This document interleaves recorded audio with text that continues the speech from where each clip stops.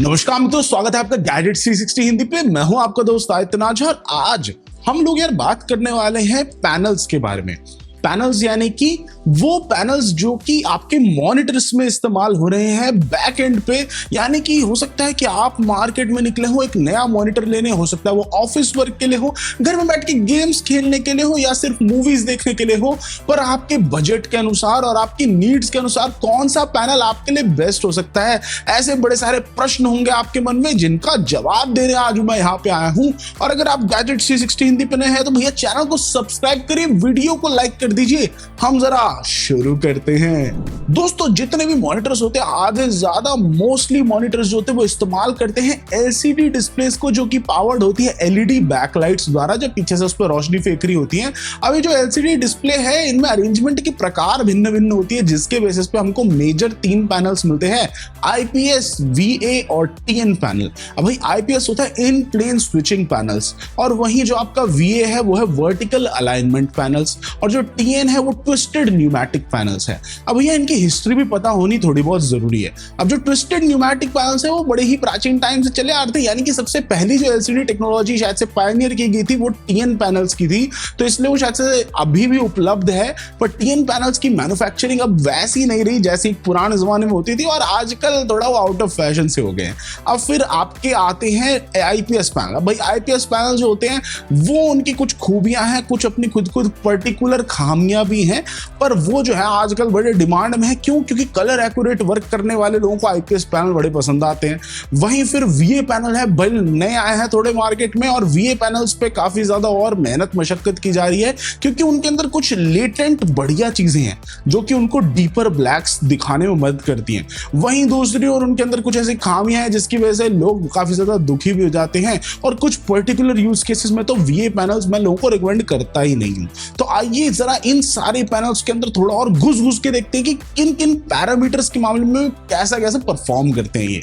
अब TN panel के अंदर लिक्विड क्रिस्टल्स होते हैं जो कि सैंडविच होते हैं 2 पोलराइजिंग फिल्टर्स के बीच में। जब एक इलेक्ट्रिक करंट को अप्लाई किया जाता है तो ये जो क्रिस्टल्स होते हैं ट्विस्ट करते हैं और लाइट को पास थ्रू होने में मदद करते हैं। टीएन पैनल शायद से सबसे चीपेस्ट में से उपलब्ध होते हैं, पर आउट ऑफ डेट हो गया और उतने ज्यादा कॉमन नहीं है।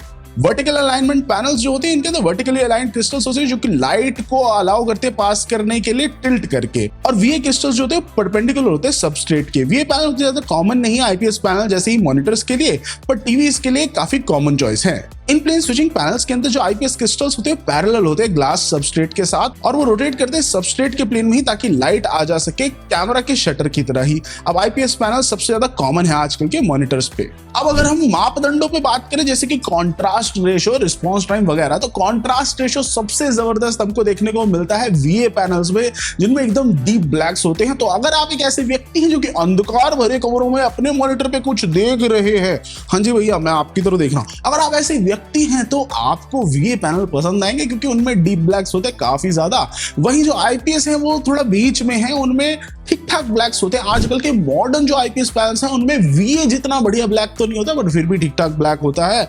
और वहीं जो टीएन पैनल है जो कि पुराने जमाने से चले आ रहे हैं, उनके अंदर ब्लैक लेवल्स उतने जबरदस्त नहीं होते, इतने डीप ब्लैक्स नहीं होते, तो वहां पे कॉन्ट्रास्ट रेशो जो होता है उतना बढ़िया नहीं होता। जो सबसे बढ़िया वाले टीएन पैनल्स पे होते हैं ना उनमें मैक्स टू मैक्स 1000:1 तक का ही कॉन्ट्रास्ट रेशो होता है। जो एकदम हाई एंड एसूस वगैरह जो बनाते हैं टीएन पैनल्स वाले गेमिंग मॉनिटर्स, उनमें आपको शायद 1200 या 1100:1 तक का कॉन्ट्रास्ट रेशो देखने को मिलेगा।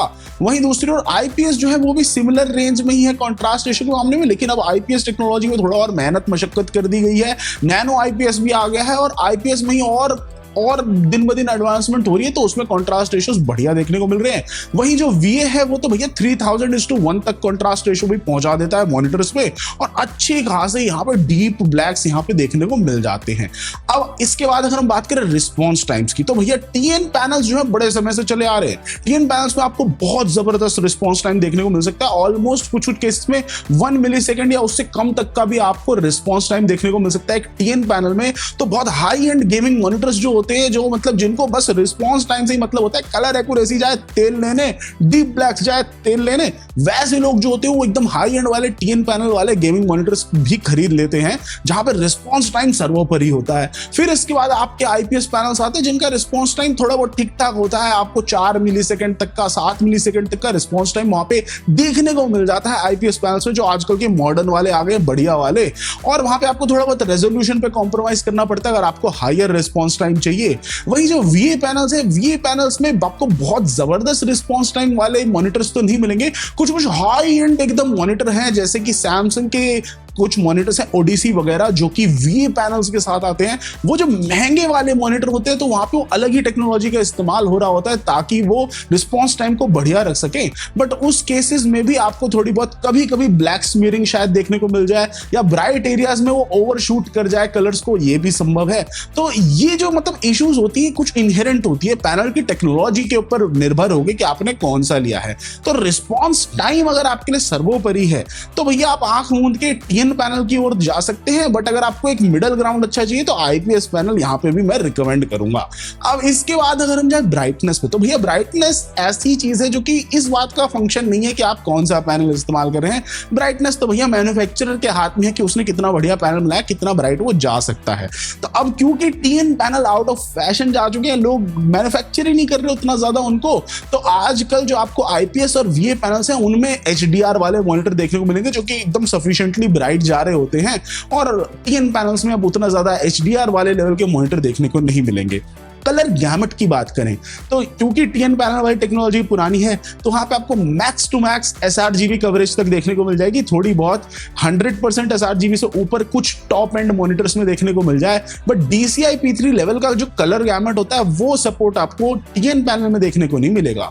अब वहीं वीए पैनल्स की बात करें तो उनमें थोड़ा बहुत ठीक ठाक कलर सपोर्ट मिल जाएगा आपको। DCI P3 का 100% कवरेज ना भी मिले, उससे थोड़ा कम जरूर मिल जाएगा। बट जो आईपीएस पैनल्स होते हैं हाई एंड वाले उनमें कलर कवरेज जबरदस्त होती है भैया। DCI P3 कलर गैमेट पूरा कवर होता है। और जो बहुत टॉप एंड के हाई एंड वाले आईपीएस मॉनिटर्स होते हैं उनको तो भैया कलर एडिटिंग वाले लोग, वीडियो एडिटिंग वाले लोग, कलर करेक्शन करने वाले लोग, हैवी ग्राफिक वर्क करने वाले लोग आंख मूंद के टॉप एंड का आईपीएस पैनल ही उठाते हैं क्योंकि उसमें कलर्स जो होते हैं वो बहुत ही प्रॉपर आ रहे होते हैं। और अगर बात की जाए हॉरिजॉन्टल व्यूइंग एंगल्स की तो भैया हॉरिजॉन्टल व्यूइंग एंगल्स के मामले में आईपीएस जो क्लियर विनर है। क्यों? क्योंकि टीएन पैनल्स में जैसे आप राइट लेफ्ट से देखने लगते हैं तो इमेजेस वॉश्ड आउट दिखाई देती हैं और वीए पैनल्स का भी उतना बढ़िया सीन नहीं है हॉरिजॉन्टल व्यूइंग एंगल्स के मामले में। अगर आप बढ़िया महंगे वाला आईपीएस पैनल लेते हैं मॉनिटर के लिए तो उसमें थोड़ा राइट लेफ्ट से भी आपको ठीक ठाक कंटेंट दिख जाएगा। बट टीएन पैनल और वीए पैनल में ये उतना जबरदस्त नहीं होगा। वहीं हम बात करें वर्टिकल व्यूइंग एंगल की कि ऊपर से या नीचे से देख रहे हो मॉनिटर को, तो भैया वहां पे तो सिचुएशन थोड़ी और अलग हो जाती है। वहां पे टीएन पैनल जो होते हैं सबसे वर्स्ट परफॉर्म करते हैं। आपको कुछ केसेस में नेगेटिव इमेज तक देखने को मिलेगी अगर आप टीएन पैनल को ज्यादा ऊपर से या ज्यादा नीचे से देख रहे हैं। तो अगर आप एक टीएन पैनल वाला मॉनिटर ले रहे हैं तो भैया मैं कहूंगा एकदम उसके सामने आई लेवल पे बैठ के देखिए, उसकी आंखों में आंखें डाल के काम करिए, तब आपको बढ़िया मजा आएगा जिंदगी में। अदरवाइज दिक्कत हो सकती है। वीए पैनल में वर्टिकल उतना ज्यादा खराब तो नहीं होता vertical viewing angle, but still वीए में भी मैं ये रिकमेंड करूंगा कि वहां पे भी थोड़ा बहुत आपको ये देखना पड़ेगा कि आप एकदम आई लेवल पे हो मॉनिटर के। बट वहीं अगर हम आईपीएस की बात करें तो आईपीएस में शायद से सबसे best horizontal as well as vertical viewing angle हमको देखने को मिलते हैं। बट आपको फिर उस हिसाब से पैसे भी दबा के देने पड़ते हैं जी। अब भाई एक और ऐसी टेक्नोलॉजी है डिस्प्ले की जिसके बारे में मैंने अब तक बात ही नहीं करी, वो है ओलेड डिस्प्ले टेक्नोलॉजी। क्योंकि अभी तो मॉनिटर्स नहीं आ रहे उतने ज्यादा मार्केट में जो कि ओलेड पे बेस्ड हो, बट सुनने में आ रहा है हाल फिलहाल में कि एप्पल शायद से मिनी एलईडी का इस्तेमाल कर सकता है अपने अगले मैकबुक्स में। तो ओलेड अलग कैसे होता है एलसीडी से? ओलेड में जो इंडिविजुअल पिक्सल्स होते हैं उनको टर्न ऑफ किया जा सकता है ब्लैक को दिखाने के लिए। तो जो डीप ब्लैक्स ओलेड पे संभव है वो भैया एलसीडी में संभव नहीं है। तो वो चीज जो है जो अगर वो कंज्यूमर ग्रेड मॉनिटर्स में आती है तो वो बहुत ही बढ़िया हो सकती है हम सभी लोगों के लिए। अभी तो भैया ऐसे ज्यादा मेन स्ट्रीम मॉनिटर्स नहीं उपलब्ध है जो कि ओलेड पैनल के साथ आए। कंपनियां काम में लगी हुई हैं कि वो बढ़िया ओलेड पे काम कर रही है कि ऐसा कुछ बना सके। बट ओलेड के अंदर फिर एक अपना इनहेरेंट नुकसान भी होता है जिसको बोलते हैं परमानेंट बर्न इन। यानी कि अगर आपके पास एक ओलेड मॉनिटर हो या बड़ी ओलेड स्क्रीन भी हो, उस पे आप एक ही चीज लगातार डिस्प्ले कर रहे हैं 1 साल 2 साल तक, तो परमानेंटली पिक्सल्स पे वो बर्न हो सकता है। अगर हो सकता है यूजर इंटरफेस का कोई डॉक या एलिमेंट था जो पूरे टाइम वही रहता है, हो सकता है वो कलर्स ही बर्न हो जाए आपके पिक्सल पे। तो ये बहुत बड़ी और बुरी संभावना है जो कि ओलेड पैनल्स के साथ संभव है, जो कि शायद से एलसीडी में ये नुकसान हमको देखने को नहीं मिलता। देखते हैं कि ओलेड टेक्नोलॉजी को ऐसा कैसे सुधारा जाता है भविष्य में कि वो और ज्यादा मॉनिटर्स में इस्तेमाल होने लायक हो। तो ये थी हमारी कंपैरिजन सबसे बढ़िया मॉनिटर पैनल्स के बीच में कि टीएन, आईपीएस और वीए पैनल्स के बीच में कौन सा आपके लिए बढ़िया होगा। अगर आप एकदम बजट पे हैं और आपको गेमिंग करनी है तो आप 3 पैनल वाला कोई मॉनिटर उठा सकते हैं जो कि बढ़िया आपको एकदम रिफ्रेश रेट दे रहा हो। आप वहां पे भी कलर एक्यूरेसी जरूर देखिएगा, जिसको बिल्कुल कलर एक्यूरेट वर्क करना है। पैसा तो भैया बहा सकते हो आप, कोई दिक्कत वाली बात नहीं है। तो आप आईपीएस पैनल ढूंढिए। और अगर आप एक ऐसे जिसको जिंदगी में मौज मस्ती करनी है, ब्लैक स्मीरिंग वगैरह से आपको ज्यादा फर्क नहीं पड़ता और आपको चाहिए डीप ब्लैक दिखाने वाला मॉनिटर, तो वीए पैनल उठाओ। वीए पैनल में भी टॉप एंड का अगर आप वीए पैनल उठाते हैं तो उसमें थोड़ी बहुत जो ये छोटे मोटे इश्यूज है ना, ये उतने ज्यादा नहीं दिखाई देंगे। तो दोस्तों इस वीडियो के लिए इतना ही। आशा करता हूं ये आपको इंफॉर्मेटिव लगी हो, कुछ नया सीखने को मिला हो। कोई भी डाउट हो, कुछ भी पूछना हो तो उसे नीचे कमेंट सेक्शन में छोड़ जाइए और मैं जल्दी आपसे मिलता हूं अगली वीडियो में।